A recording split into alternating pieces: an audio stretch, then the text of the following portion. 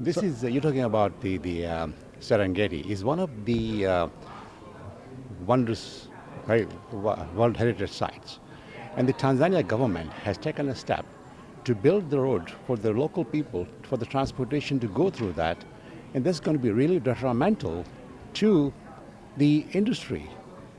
I mean, the animals have no idea which way to go. So how are they going to survive? They're going to kill the tourism because the animals will go away from there or either be killed by the transport that's going to go from there. And I think it's totally end. So what we are doing, we are taking a stand as a tour operator with several other tour companies and lobbying with the United Nations and everybody else against this road condition because that is the way with the natural habitat of the animals, not for the human being to be in that areas. And we hope that we will be successful in doing that. Can't they build the road around it, or what's the issue there? Well, there is nothing like building a road around it. You know, there are roads that is already going in, but they want to build it through the Serengeti National Park to make it a shorter route. And I don't think it's completely a logical idea. It's going to be very detrimental to the tourism into Tanzania. And I think this government over there is not realizing the loss of revenue they're going to have in years to come. How has your industry sector performed this past couple years? Well, 2009 was obviously a very bad year for everybody else, but 2010 was much better, and 2011 is already about 23% higher than what we had in 2010. So industry is doing very well. People have realized that we cannot stay at home. Even look at the problems we had in Egypt. And now people have started traveling back to Egypt. We just have 25 people come back from Egypt, and they had a wonderful time. So people realize that we cannot stay at home. We need to travel, and they're taking the advantage of traveling. From a product standpoint, is any changes recently or coming up in the near future? We have added the product-wise, like give an example of Kenya. People send tourists over to see the big lodges where there are 50 rooms and 100 rooms. We change our model completely to change them to the concession areas where they really believe in conservations. And these lodges or properties are maybe about 4 rooms or 8 rooms, and they only have about 4 vehicles in that area. So it's a private concession area. So if you see a pride of 20 lions, there are only 4 vehicles around there instead of having 4 lions and 20 vehicles around that in other places. So we have changed our model doing it, yet they're still maintaining the luxury. And what we are doing is also, when you go to these properties, the local people are also being involved in that. Explain to them that if they continue becoming a guide and becoming a part of it, the land that they have, which is going to belong to them, will be sustained and will be there forever, for years to come. So this is what we are going now to changing, and it's doing very, very well. People we have sent over there, they've come back saying that this was the best experience they had interacting with the local people. It was fantastic. What percentage of your bookings are from travel agents versus direct from consumers nowadays? Well, 95% it was still 90 from the travel agents. 5% do not want to go to travel agents. They come to us, but we still are dependent on travel agents because today, day and age, most of the travel agents who are still in business, they are very sophisticated travel agents, and they know what the clients want.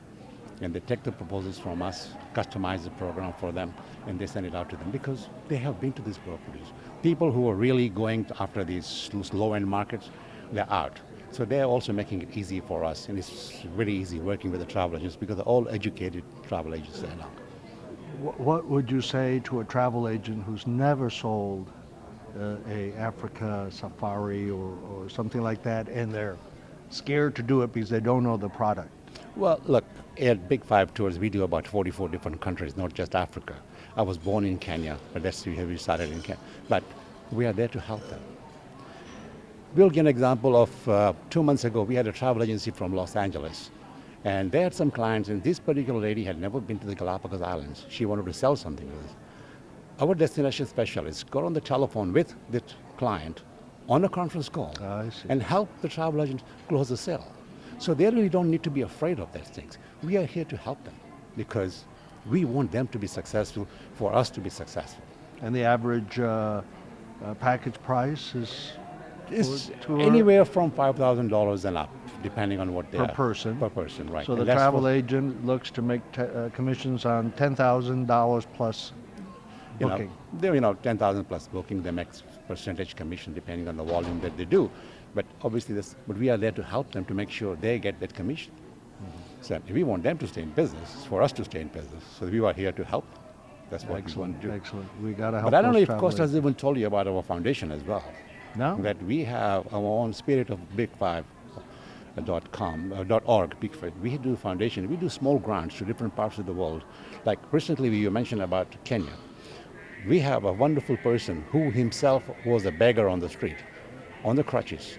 Now he has changed because he got little money to educate himself. He started his own business. But so lo and behold, surprise, he knew Costas many, many years ago. And he found Costas by Googling him.